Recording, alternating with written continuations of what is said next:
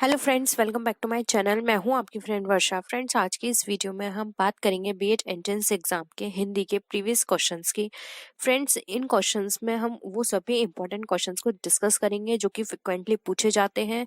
मैं आपको गारंटी देती हूँ कि अगर आपने ये सारे क्वेश्चंस अच्छे से समझ लिए तो आपको आपका एग्जाम क्लियर करने से कोई नहीं रोक सकता, क्योंकि ये सारे वही क्वेश्चंस हैं जो कि फ्रिक्वेंटली पूछे जाते हैं। हर बार ये क्वेश्चंस रिपीट होते हैं। आप इसी पेपर में देखेंगे कि एक क्वेश्चन 2 बार पूछा गया है। तो चलिए फ्रेंड्स, वीडियो को स्टार्ट करते हैं। और आप इसके साथ ही साथ मेरी सारी वीडियोस भी जरूर देखिएगा, क्योंकि अगर आप वो सारी वीडियोस को देखते हैं और उन सारे क्वेश्चंस को अपने कवर करते हैं तो आपका पूरा जो सिलेबस है वो कंप्लीट हो जाएगा और साथ ही साथ आपकी अंडरस्टैंडिंग लेवल भी इंक्रीज होगा। तो चलिए फ्रेंड्स, वीडियो को स्टार्ट करते हैं। लेकिन वीडियो को स्टार्ट करने से पहले प्लीज मेरे चैनल को सब्सक्राइब कर लीजिए, और अगर आपने चैनल को सब्सक्राइब कर लिया तो इस वीडियो को लाइक कीजिए और अपने फ्रेंड्स के साथ शेयर कीजिए।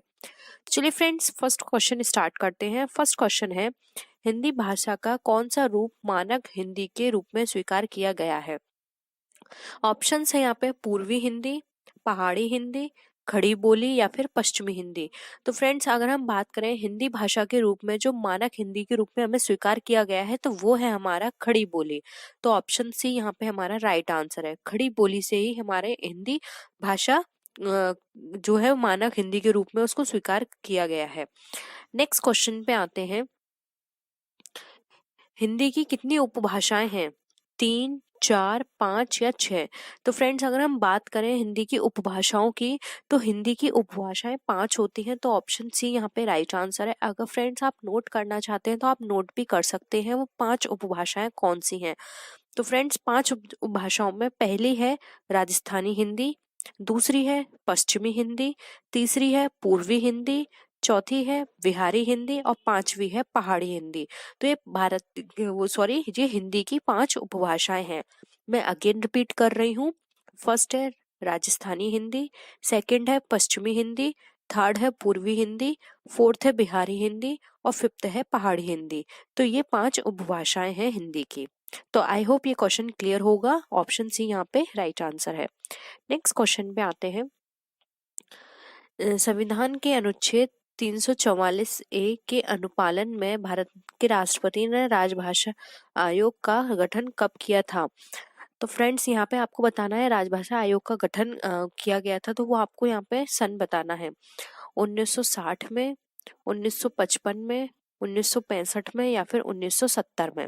तो फ्रेंड्स, अगर हम बात करें राजभाषा आयोग की कि वो कब गठन किया गया था, तो इसका जो राइट आंसर है वो है ऑप्शन नंबर बी, 1955 में भारत के राष्ट्रपति ने राजभाषा आयोग का गठन किया था। और इसका जो अनुच्छेद है वो है 344 ए। तो फ्रेंड्स, आप अनुच्छेद भी याद रखिए, क्योंकि एग्जाम में अनुच्छेद भी बहुत पूछा जाता है। हो सकता है कि आपको ऐसा पूछ लिया जाए क्वेश्चन कि भारत के राष्ट्रपति ने राजभाषा आयोग का गठन किया था तो वो किस अनुच्छेद के अंदर किया था। तो वहां पे आपसे अनुच्छेद भी पूछा जा सकता है, तो आपको ये भी याद रखना है। नेक्स्ट क्वेश्चन में आते हैं। हिंदी शब्द किसका दिया हुआ है? आर्यों का, ईरानियों का, यूनानियों का या फिर तुर्कों का? तो फ्रेंड्स, यहाँ पे बात की गई है कि जो हिंदी शब्द है वो कहाँ से आया है, किसने दिया है। तो यहाँ पे जो राइट आंसर है वो है ऑप्शन नंबर बी, ईरानियों का। हिंदी शब्द ईरानियों ने दिया है। नेक्स्ट क्वेश्चन पे आते हैं। पंजाबी भाषा की लिपि क्या है? देवनागरी, गुरुमुखी, अपभ्रंश या फिर संस्कृत? तो फ्रेंड्स, बात करें पंजाबी भाषा की लिपि की तो वो है गुरुमुखी। गुरुमुखी लिपि से पंजाबी भाषा आई है। और वहीं अगर हम देवनागरी की बात करें तो देवनागरी हमारी आई है। देवनागरी से हमारी हिंदी भाषा निकल कर आई है। तो यहाँ पे पंजाबी भाषा पूछा है तो इसका राइट आंसर होगा बी, गुरुमुखी। फ्रेंड्स, इस तरह के क्वेश्चंस आपसे बहुत पूछे जाते हैं। देखिए फ्रेंड्स, अब ये 6 नंबर का क्वेश्चन आ गया। यहाँ पे आपसे अनुच्छेद पूछा गया है, तो आपको अनुच्छेद, फ्रेंड्स ये वाला जो क्वेश्चन है ना, ये 100% आता है, हर बार रिपीट होता है ये वाला क्वेश्चन। तो आपको ये क्वेश्चन अच्छे से रट लेना है, क्योंकि ये एज इट इज क्वेश्चन हर बार उठा के दे दिया जाता है। हिंदी किस अनुच्छेद के तहत राष्ट्रभाषा कहलाई? हमें बताना है कि हिंदी किसके अंतर्गत राष्ट्रभाषा कहलाई है। तो फ्रेंड्स, यहाँ पे अगर मैं करेक्शन करूँ थोड़ा, तो फ्रेंड्स हिंदी हमारी राष्ट्रभाषा नहीं है, राजभाषा है। लेकिन यहाँ पे राष्ट्रभाषा गिवन है, लेकिन फिर भी आप वहाँ पे यही ऑप्शन नंबर ए को टिक कीजिएगा, 343। तो यहाँ पे जो राइट आंसर है वो है 343 के अंदर हिंदी को राजभाषा माना गया है, लेकिन यहाँ पे गलती से राष्ट्रभाषा दे दिया गया है, तो आप बिल्कुल भी कंफ्यूज मत होइएगा, आप 343 पर ही टिक कीजिएगा। तो राइट आंसर है 343।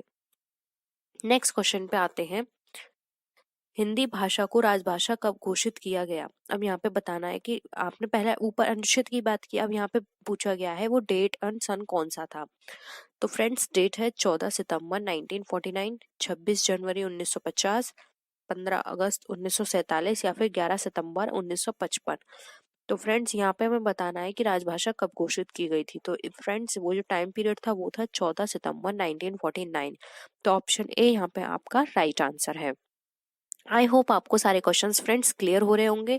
आपके ये क्वेश्चंस जो मैं अभी करा रही हूँ ये बहुत ही इंपॉर्टेंट है।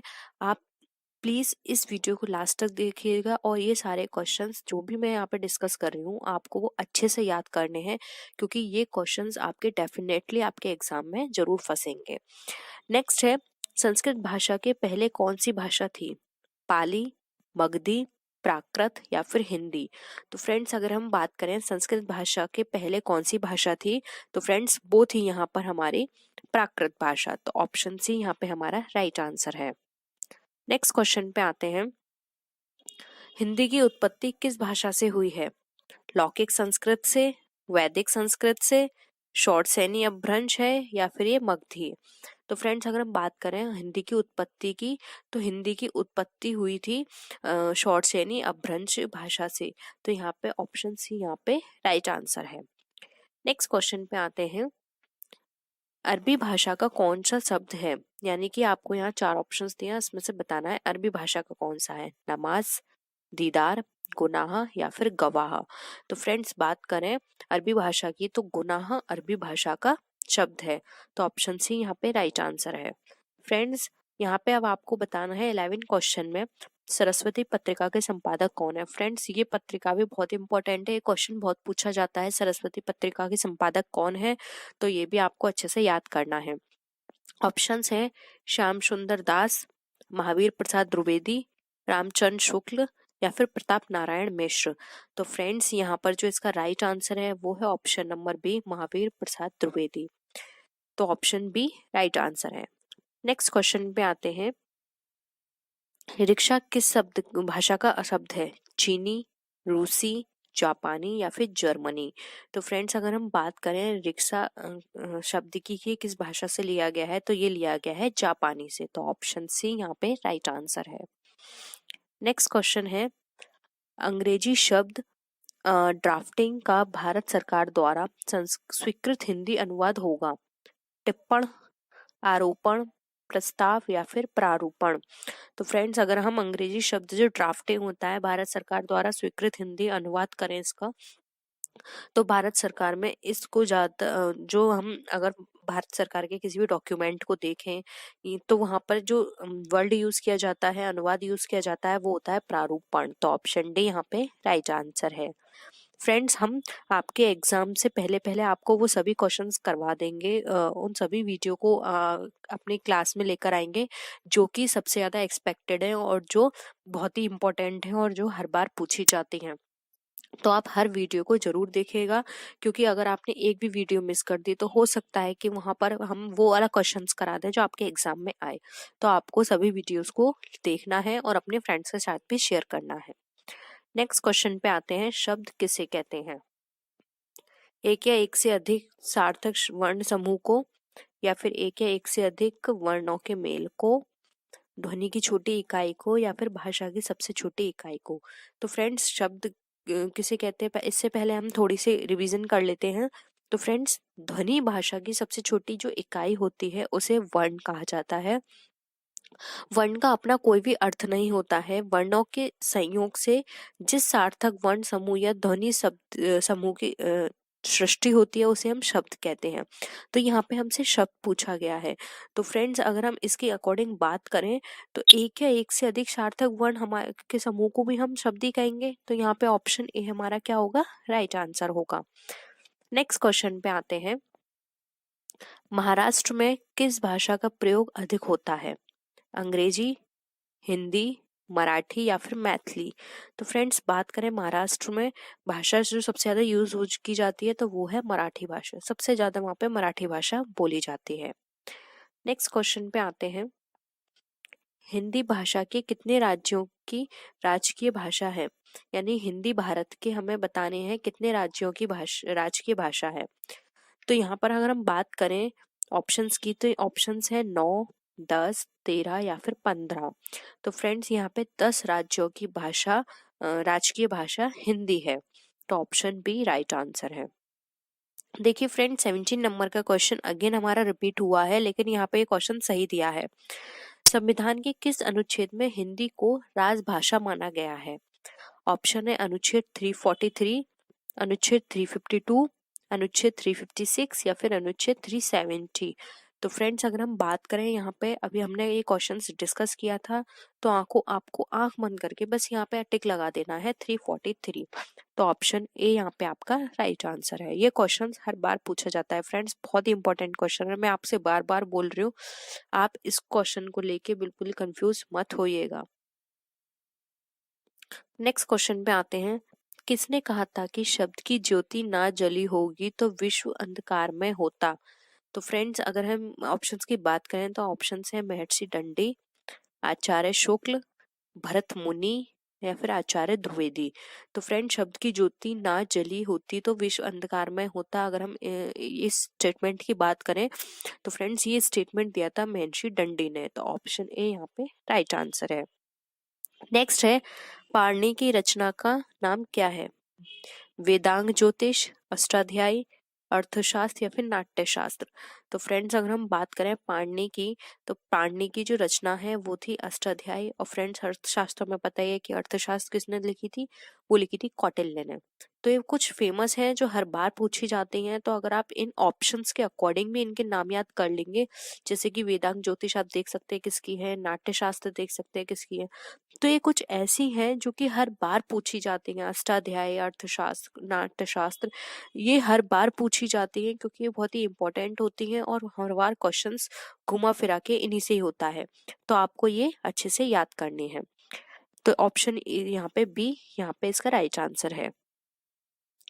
नेक्स्ट क्वेश्चन पे आते हैं, व्याकरण में किसके अस्तित्व की जानकारी नहीं मिलती है?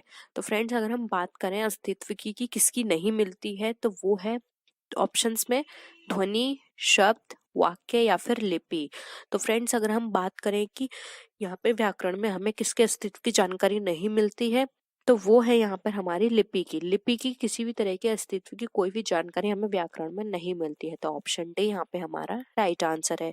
जबकि हमें ध्वनि का पता है, शब्द का पता है, वाक्य का पता है, ठीक है, जबकि लिपि के बारे में किसी भी तरह की कोई भी जानकारी हमारे व्याकरण में नहीं है। नेक्स्ट क्वेश्चन है, हिंदी भाषा की लिपि है। देखिए फ्रेंड्स ये वाली क्वेश्चन में मैंने आपको जो हमारा फर्स्ट नंबर का क्वेश्चन था उसमें, सॉरी 5th नंबर का जो क्वेश्चन था उसमें मैंने आपको डिस्कस किया था, जहाँ पे मैंने आपसे पूछा था कि पंजाबी भाषा की लिपि क्या है, और वहां पे ऑप्शन में देवनागरी था, तो मैंने आपको बताया था। अगेन देखिए ये इसी तरह से घुमा फिरा के क्वेश्चंस रिपीट करके पूछ लिए जाते हैं। तो हिंदी भाषा की लिपि ऑप्शन है ब्राह्मी, देवनागरी, जननागरी या फिर अरामाइक। तो फ्रेंड्स यहाँ पर इसका जो राइट आंसर है वो है option number B, Devanagari. Next question पे आते हैं, हिंदी को मानक रूप प्रदान करने का सर्वप्रथम प्रयास किसने किया? अब देखिए फ्रेंड्स आपको वहां पे इसी तरह का एक और क्वेश्चन पहले भी पूछा गया था कि मानक रूप में हिंदी को स्वीकार कब किया गया, किस भाषा के रूप में स्वीकार किया गया।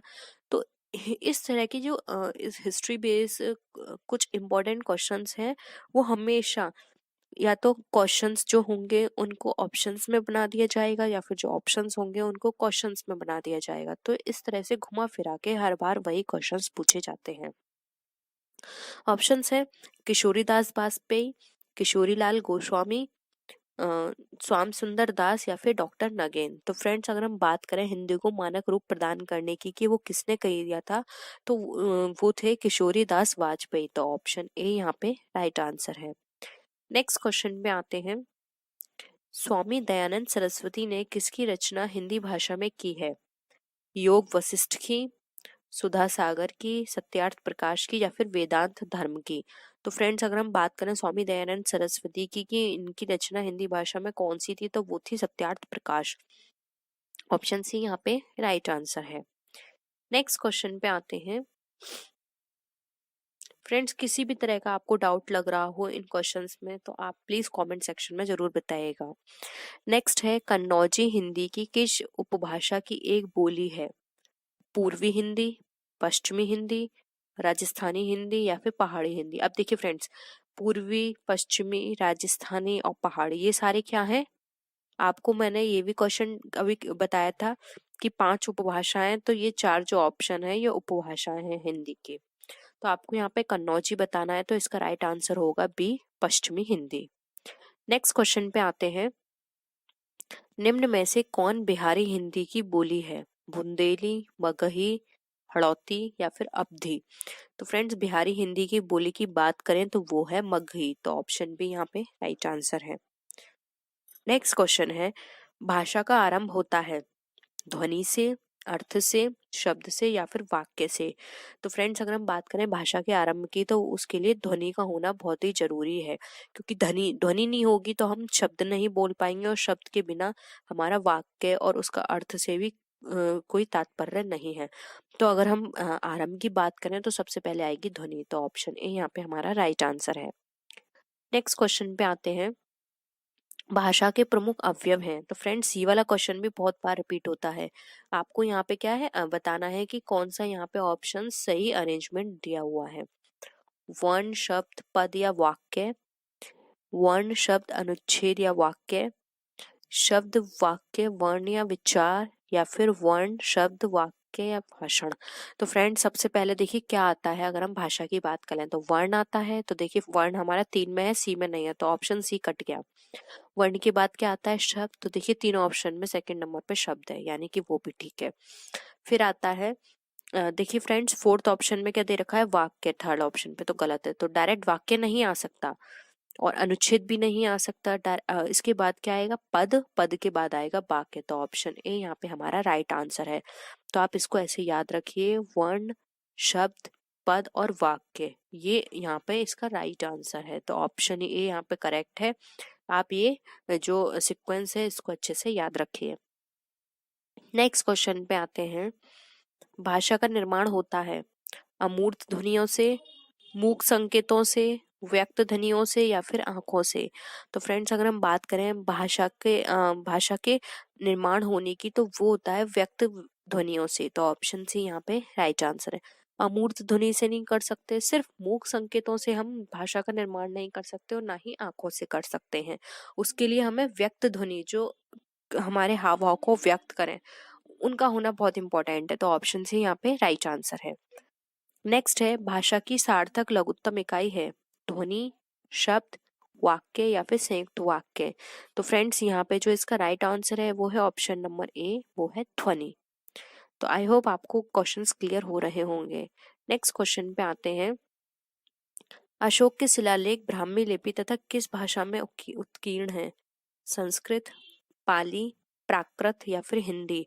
तो फ्रेंड्स यहाँ पर अगर हम बात करें, जो अशोक के शिलालेख हैं जो ब्राह्मी लिपि में है, वो किस भाषा में लिखे हुए हैं? तो वो लिखे हुए हैं प्राकृत भाषा में। ये वाला क्वेश्चन भी फ्रेंड बहुत बार पूछा जाता है, इस बार थोड़ा घुमा दिया है, नहीं तो ये लिखा जाता है कि जो अशोक के शिलालेख हैं वो किस भाषा में उत्कीर्ण या फिर लिखे हुए हैं, तो डायरेक्ट आप लिख दोगे प्राकृत भाषा में। तो फ्रेंड्स यहाँ पे आप कंफ्यूज मत होइएगा, ऑप्शन यहाँ पे सी आपका राइट आंसर है, प्राकृत। नेक्स्ट क्वेश्चन पे आते हैं। अमीर खुसरो ने हिंदी के लिए क्या प्रयुक्त किया? हिंदवी, हिंदुस्तानी, उर्दू या फिर भाषा।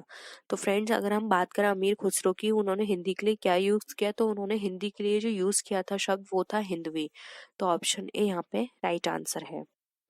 नेक्स्ट क्वेश्चन है, पूर्वी हिंदी का संबंध माना गया है मगधी अपभ्रंश से, अर्धमागधी अपभ्रंश से, शॉर्टसेनी अपभ्रंश से या फिर उपरोक्त में से कोई नहीं।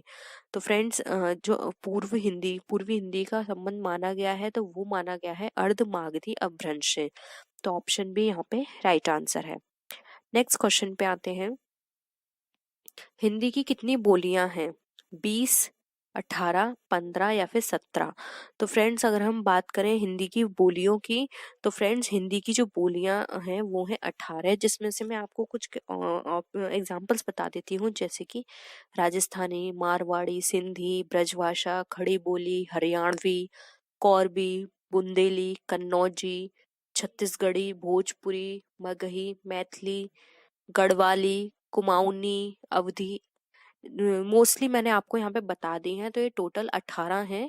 आपको इस तरह से भी पूछा जा सकता है, तो आप कुछ मेन मेन याद कर लीजिएगा, या फिर मैंने जो अभी आपको बोला है तो आप दोबारा से वीडियो को रिवर्स करके उन सारी बोलियों को लिख लीजिए, क्योंकि हो सकता है ऑप्शंस में कभी ये भी बोल दिया जाए, 4 आपको ऑप्शंस दे दिए जाए, उसमें से 3 बोली हो और जो नेक्स्ट है ऑप्शन है वो बोली ना हो, और ये बोल दिया जाए कि इसमें से कौन सी बोली नहीं है। तो इस तरह से भी बोला जा सकता है। मैं अगेन आपको रिपीट कर देती हूँ। 18 राजस्थानी, मारवाड़ी, सिंधी, ब्रजभाषा, खड़ी बोली, हरियाणवी, कौरबी, बुंदेली, कन्नौजी, अवधी, बघेली, छत्तीसगढ़ी, भोजपुरी, मगही, मैथिली, गढ़वाली और कुमाऊनी। तो आई होप अब आपको सारी चीजें क्लियर होंगी। नेक्स्ट क्वेश्चन पे आते हैं। राजकीय कार्यों में प्रयुक्त होने वाली भाषा कहलाती है राजभाषा, राष्ट्रभाषा, मानक भाषा या फिर लोक भाषा। तो फ्रेंड्स अगर राजकीय कार्यों में कोई भी भाषा हम प्रयुक्त करते हैं तो वो हमारे राजभाषा कहलाते हैं। तो ऑप्शन ए राइट आंसर है। नेक्स्ट क्वेश्चन पे आते हैं फ्रेंड्स। ये आज की वीडियो का हमारा लास्ट क्वेश्चन होगा, और जो हमारे नेक्स्ट अभी और भी क्वेश्चंस हैं जो कि बहुत ही इंपॉर्टेंट है, उसको हम अपनी नेक्स्ट वीडियो में डिस्कस करेंगे। तो प्लीज उस वीडियो को भी जरूर देखिएगा। भारत में भाषाओं का साहित्यिक विकास क्रम माना जाता है संस्कृत, पाली, प्राकृत, अपभ्रंश, या फिर संस्कृत, प्राकृत, पाली, अपभ्रंश, या फिर संस्कृत, अपभ्रंश, पाली, प्राकृत, या फिर पाली, संस्कृत, प्राकृत और अपभ्रंश। तो फ्रेंड्स अगर हम बात करें साहित्य विकास क्रम की, तो सबसे पहले संस्कृत आई, उससे पाली, पाली से फिर प्राकृत और प्राकृत से अपभ्रंश। तो ऑप्शन ए यहाँ पे हमारा राइट आंसर है। तो आई होप आपको ये क्वेश्चन भी क्लियर होगा। तो फ्रेंड्स अगर आपको वीडियो पसंद आए तो वीडियो को लाइक कीजिए, अपने फ्रेंड्स के साथ शेयर कीजिए, और हम कोशिश करेंगे कि आपके एग्जाम से पहले उन सभी इंपॉर्टेंट क्वेश्चंस को सभी सब्जेक्ट के आपसे डिस्कस कर लें। फिर भी अगर आप चाहते हैं किसी पर्टिकुलर टॉपिक पे वीडियो बने तो जरूर बताइएगा। आप मुझे मेरे सोशल मीडिया पे फॉलो कर सकते हैं, और प्लीज इस वीडियो को लाइक कीजिए। अगर आपको पसंद नहीं आई तो प्लीज वो भी आप जरूर बताइएगा कि अगर आपको ये वीडियो क्यों पसंद नहीं आई है, तो हम इम्प्रूव करने की कोशिश करेंगे। और अगर अभी तक मेरे चैनल को सब्सक्राइब नहीं किया तो प्लीज चैनल को सब्सक्राइब भी जरूर कर लीजिएगा, और इस वीडियो को अपने फ्रेंड्स के साथ शेयर भी कीजिएगा। तो फ्रेंड्स नेक्स्ट वीडियो में हम फिर मिलते हैं और भी अच्छी वीडियोस के साथ। तब तक के लिए बाय बाय।